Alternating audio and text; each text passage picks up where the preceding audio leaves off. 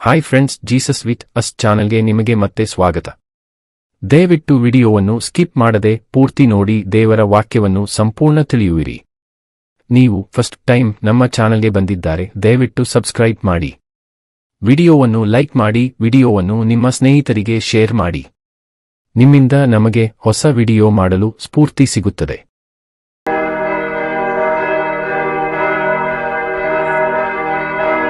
ಯೆಶಾಯನ ಪ್ರವಾದನ ಗ್ರಂಥ ಅಧ್ಯಾಯ 21. ಬಾಬೆಲಿನ ವಿಷಯವಾದ ದೈವೋಕ್ತಿ. ಕಡಲಡವಿಯ ವಿಷಯವಾದ ದೈವೋಕ್ತಿ. ದಕ್ಷಿಣ ಸೀಮೆಯಲ್ಲಿ ಬೀಸುವ ಬಿರುಗಾಳಿಯಂತೆ ಅರಣ್ಯದ ಕಡೆಯ ಭಯಂಕರ ದೇಶದಿಂದ ದೊಡ್ಡ ಅವಾಂತರ ಬರುತ್ತದೆ.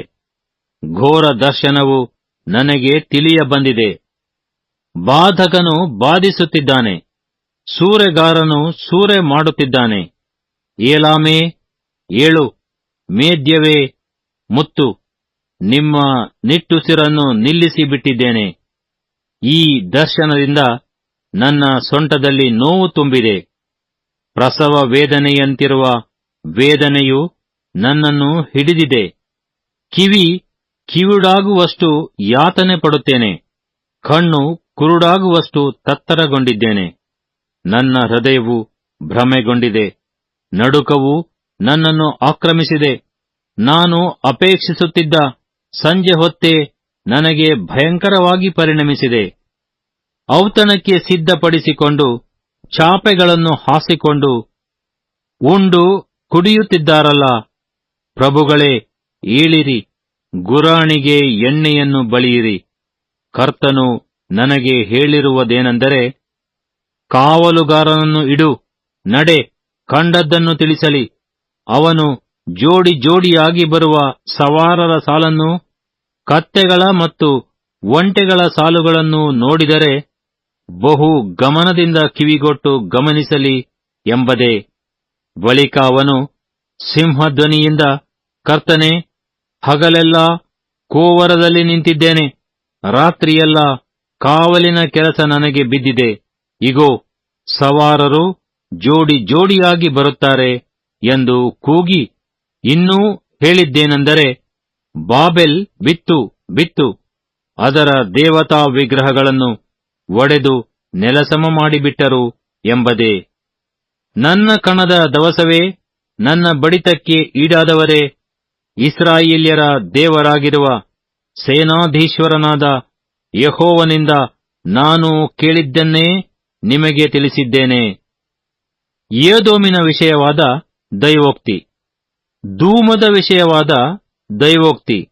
ಕಾವಲುಗಾರನೇ, ಈಗ ರಾತ್ರಿ ಎಷ್ಟು ಕಳೆಯಿತು, ಕಾವಲುಗಾರನೇ, ರಾತ್ರಿ ಎಷ್ಟು ಕಳೆಯಿತು ಎಂಬ ಕೂಗು ಸೇಯೀರಿನಿಂದ ನನಗೆ ಕೇಳಿಸುತ್ತಿತ್ತು.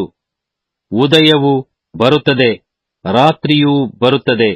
ವಿಚಾರಿಸಬೇಕಾದರೆ ವಿಚಾರಿಸಿರಿ, ತಿರುಗಿ ಬನ್ನಿರಿ ಎಂದು ಕಾವಲುಗಾರನು ಹೇಳಿದನು. ಅರಬಿಯ ವಿಷಯವಾದ ದೈವೋಕ್ತಿ. ಅರಬಿಯ ವಿಷಯವಾದ ದೈವೋಕ್ತಿ. ಸಾರ್ಥವಾಹರಾದ ದೇದಾನ್ಯರೇ, ಮರುಭೂಮಿಯ ಪೊದೆಗಳಲ್ಲಿ ಇಳಿದುಕೊಳ್ಳಿರಿ, ಬಾಯಾರಿದವರಿಗೆ ನೀರನ್ನು ತಂದುಕೊಡಿರಿ. ತೇಮಾ ದೇಶದವರೇ, ಓಡಿ ಹೋದವರನ್ನು ಅನ್ನದೊಡನೆ ಎದುರುಗೊಳ್ಳಿರಿ. ಕತ್ತಿ, ಹಿರಿದ ಕತ್ತಿ, ಬಾಗಿದ ಬಿಲ್ಲು, ಯುದ್ಧದ ಬಾಧೆ, ಇವುಗಳ ಕಡೆಯಿಂದ ಓಡಿ ಹೋಗುತ್ತಿದ್ದಾರಷ್ಟೇ. ಕರ್ತನು ನನಗೆ ಹೇಳಿರುವುದೇನೆಂದರೆ, ಆಳಿನ ವರುಷವಾಯಿದೆಗೆ ಸರಿಯಾದ 1 ವರುಷಕ್ಕೆ ಕೇದಾರಿನ ಸಕಲ ವೈಭವವೂ ಇಲ್ಲವಾಗುವುದು. ಬಿಲ್ಲುಗಾರರಲ್ಲಿ ಉಳಿದವರು, ಕೇದಾರಿನವರ ಶೂರರು ವಿರಳರಾಗುವರು. ಇಸ್ರಾಯೇಲ್ಯರ ದೇವರಾದ ಯೆಹೋವನು ಇದನ್ನು ನುಡಿದಿದ್ದಾನೆ ಎಂಬುದೇ. ಯೆಶಾಯನ ಪ್ರವಾದನ ಗ್ರಂಥ ಅಧ್ಯಾಯ 22. ಯೆರೂಸಲೇಮಿನ ವಿಷಯವಾದ ದೈವೋಕ್ತಿ. ದಿವ್ಯ ದರ್ಶನದ ತಗ್ಗಿನ ವಿಷಯವಾದ ದೈವೋಕ್ತಿ. ನಿನಗೆ ಏನಾಯಿತು? ನಿನ್ನ ಜನರೆಲ್ಲರೂ ಮಾಳಿಗೆಗಳನ್ನು ಹತ್ತಿದ್ದೇಕೆ? ಕೋಲಾಹಲದಿಂದ ತುಂಬಿ ಆರ್ಭಟಿಸುವ ಪಟ್ಟಣವೇ, ಸಂಭ್ರಮದ ಊರೇ, ನಿನ್ನಲ್ಲಿ ಹತರಾದವರು ಖಡ್ಗಹತರಲ್ಲ, ಯುದ್ಧದಲ್ಲಿ ಮೃತರಲ್ಲ.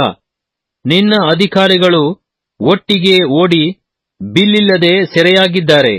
ದೂರ ಓಡುತ್ತಾ ಶತ್ರುವಿಗೆ ಸಿಕ್ಕಿದ ನಿನ್ನ ಜನರೆಲ್ಲರೂ ಒಂದಿಗೆ ಕಟ್ಟು ಬಿದ್ದಿದ್ದಾರೆ. ಹೀಗಿರಲು ನನ್ನ ಕಡೆಯಿಂದ ದೃಷ್ಟಿ ತಿರುಗಿಸಿ ಬಹು ಸಂಕಟದಿಂದ ಆಳುವೆನು. ನನ್ನ ಜನವೆಂಬ ಯುವತಿಯು ಹಾಳಾದ ವಿಷಯದಲ್ಲಿ ನನ್ನನ್ನು ಸಂತೈಸುವುದಕ್ಕೆ ತವಕಗೊಳ್ಳದಿರಿ ಅಂದೆನು.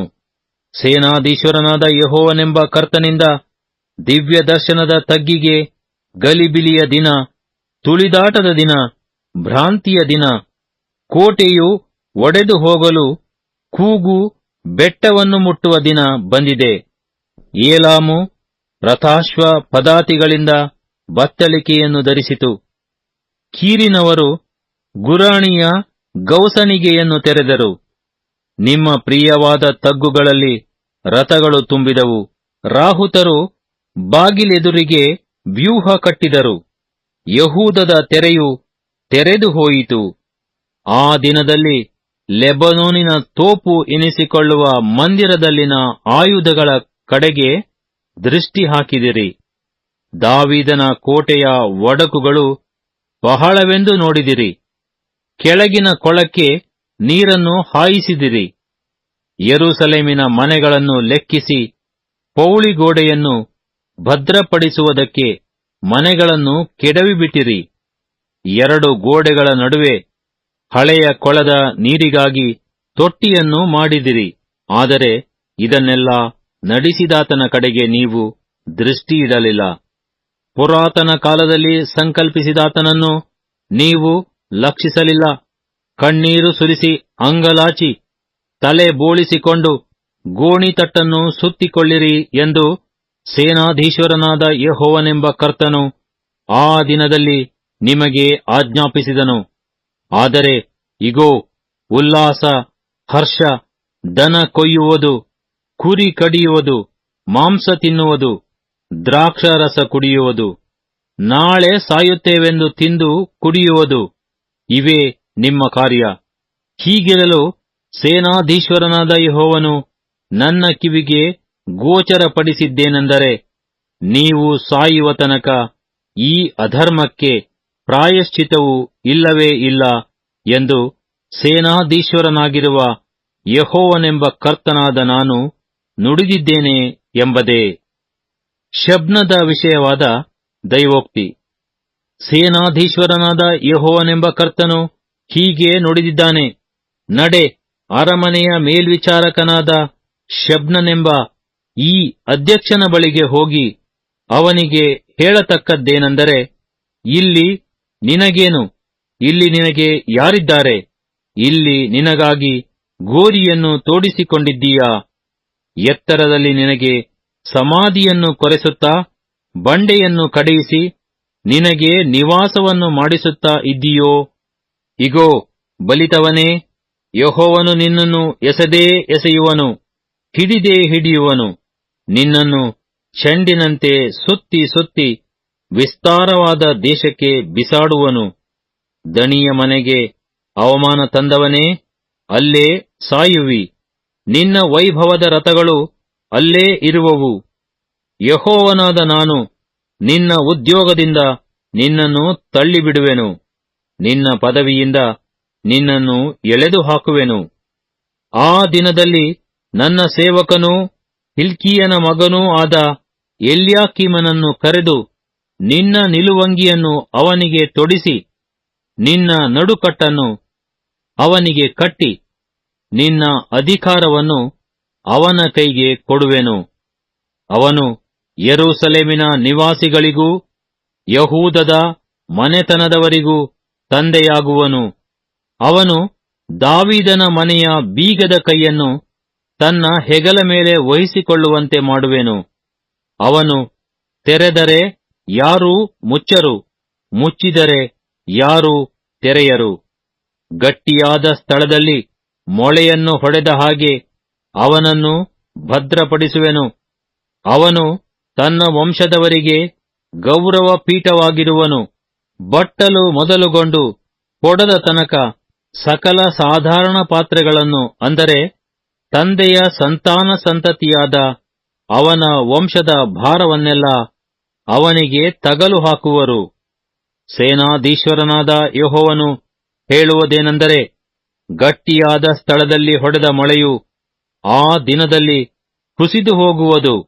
ಅದು ಬಡಿಯಲ್ಪಟ್ಟು ಬೀಳಲಾಗಿ ಅದಕ್ಕೆ ತಗಲು ಹಾಕಿದ ಭಾರವು ನಾಶವಾಗುವುದು.